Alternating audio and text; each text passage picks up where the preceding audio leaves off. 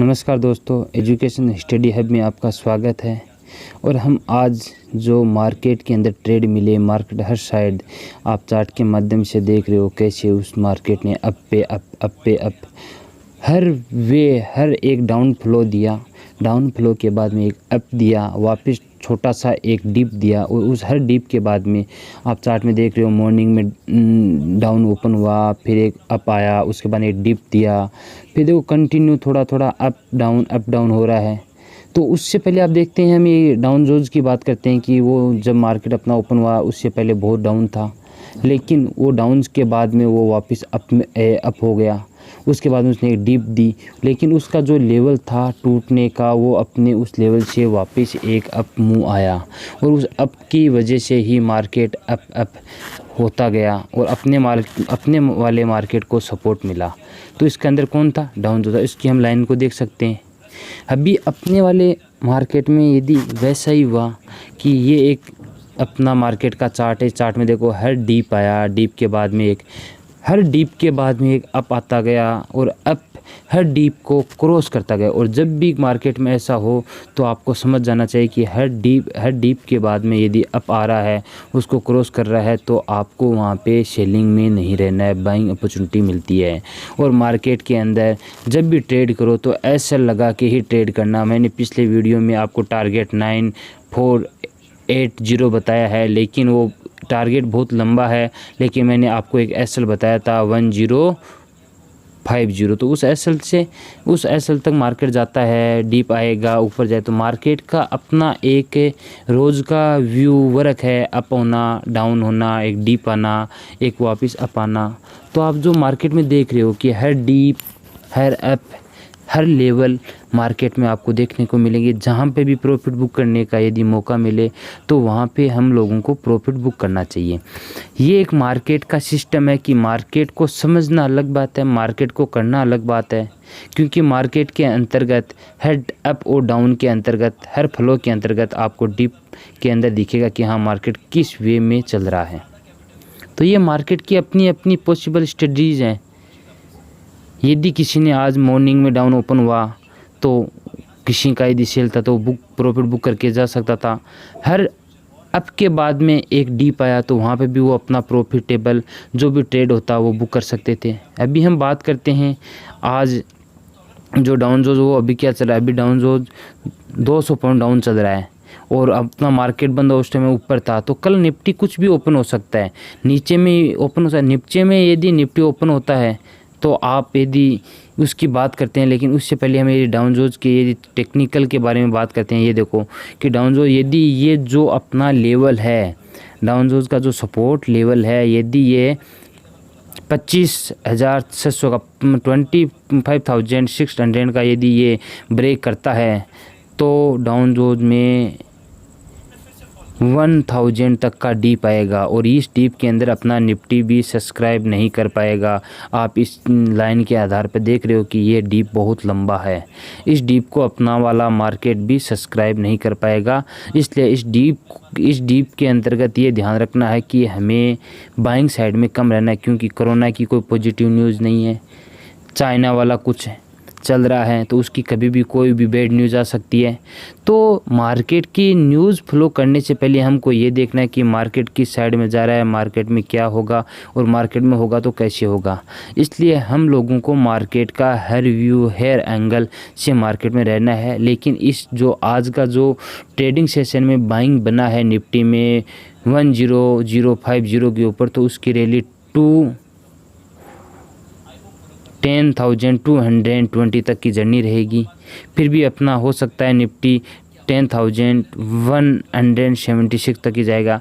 अभी आज हम देखते हैं कि कौन से स्टॉक मार्केट के का सपोर्ट कर रहे थे। तो आज 40 स्टॉक थे जो अप साइड में थे। इसलिए मार्केट में बहुत ही अच्छी तेज़ी के संकेत हैं, मजबूती है। और यदि ये स्टॉक के अंदर हम ये देखते हैं कि ये स्टॉक में अच्छा बाइंग भी आ रहा था, तो कहीं पे भी ऐसा कुछ नहीं लग रहा था कि मार्केट में आ जाए। अभी देखो इसमें डाउन के अंतर्गत कितने लमसम 10 स्टॉक ही हैं, बाकी सबके प्लस स्टॉक वाले हैं। 40 स्टॉक यदि आज मार्केट को सपोर्ट कर रहे थे, तो मार्केट में जो तेज़ी है अर्थात जो अप मूव है वो बहुत ही स्ट्रॉन्ग है। आपको हर अप मूव यदि कल मार्केट नीचे में ओपन हो तो आपको एक बार बाइंग करना है। 10,020 के एसएल से आप लोगों को बाइंग करना है।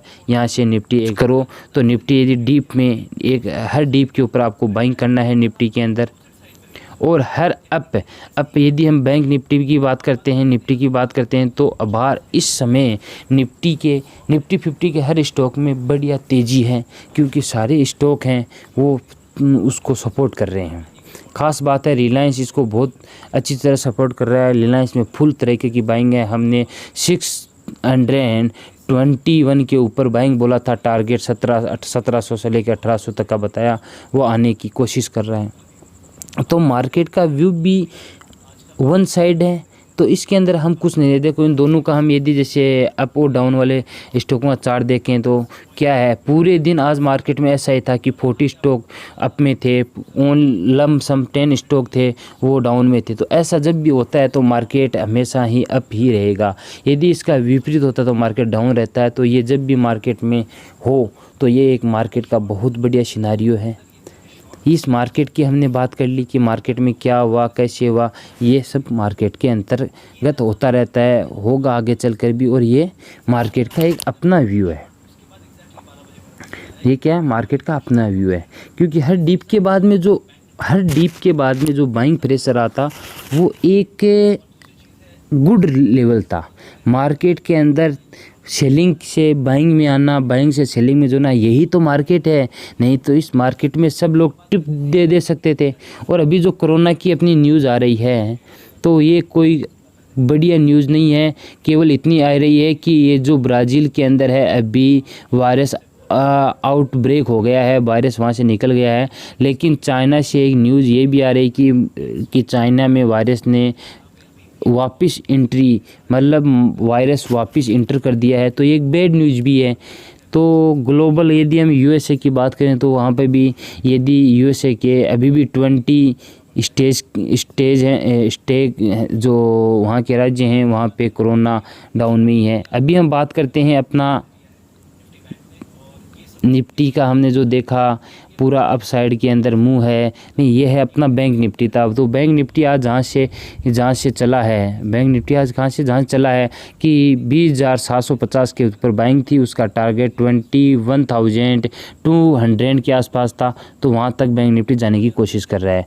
अभी हम यदि इस बैंक निफ्टी की हर वो लेवल देखें तो बैंक निफ्टी का यदि बैंक निफ्टी 21,200 या 300 के पास जाता है तो आप लोगों को वहाँ पे सेलिंग का देखना है। यार यदि यही बैंक निफ्टी यदि पहले 20,600 के आसपास आता है तो आप लोगों को बाइंग करना है। ये डीप रहेगा, डीप का पॉइंट। तो ऊपर में 21,200 300 तक का टारगेट है और नीचे के अंदर ऊपर में 21,300 200 का टारगेट, नीचे में 20,600 का आपका ऐसे रहेगा। तो ये एक मार्केट का व्यू है कि हम अभी अप साइड के अंदर हैं। तो अप साइड का एक बढ़िया मुंह आपको देखने को मिलेगा। तो इस व्यू के आधार पे हम मार्केट में कोई भी ट्रेडिंग करना चाहें तो ये मार्केट का एक सिनेरियो है। इस चार्ट के आधार पे आप देख रहे हो कि कैसे कैंडल ने अप मूव का एक अच्छा लेवल बनाने की कोशिश कर रहा है। तो हो सकता है ये जो अपना व्यू आया ये इस कैंडल तक जा सकता है, इसका जो टॉप कैंडल है वहाँ तक जाएगा। तो ये मार्केट का अपना व्यू है, स्ट्रेटजी है। मार्केट के अंदर क्या होगा, ये मार्केट के अंदर अप डाउन होता ही रहता है। अभी हम बात करते हैं अपने एक्सिस बैंक की। किसकी बात करते हैं, एक्सिस बैंक की। तो आज एक्सिस बैंक नहीं, पहले हम एक्सिस बैंक से पहले ये मैं निफ्टी 50 का चार्ट खोला है। तो निफ्टी 50 में जो नीचे का डिप आया, डिप के बाद में जो अप आया, तो ये अप ऐसा लगता है कि इस अप के आधार पर यदि हम चार्ट में देखें तो निफ्टी 10,250 तक जाने की कोशिश करेगा। और यहाँ पे जाने के लिए निफ्टी अभी रेडी है। उसके बाद में यदि हम ये निफ्टी का व्यू हो सकता है। और उसके बाद में यदि हम अपनी एक्सिस बैंक की बात करते हैं तो एक्सिस बैंक का अपना एक सिनारियो बहुत ही कंसिस्टेंसी बाइंग बन रहा है। आज वाला जो एक अप का ये देखो ये इंडस्ट्रियल बैंक का चार्ट है। इस चार्ट के अंदर देखो कैसे इंडस्ट्रियल बैंक यदि बड़ी बड़ी कैंडल बनाता है तो ये अभी इंडस्ट्रियल बैंक अप साइड होने का ट्रेंड कर रहा है। यदि इंडस्ट्रियल बैंक अप साइड में जाता है तो 525 तक जा सकता है।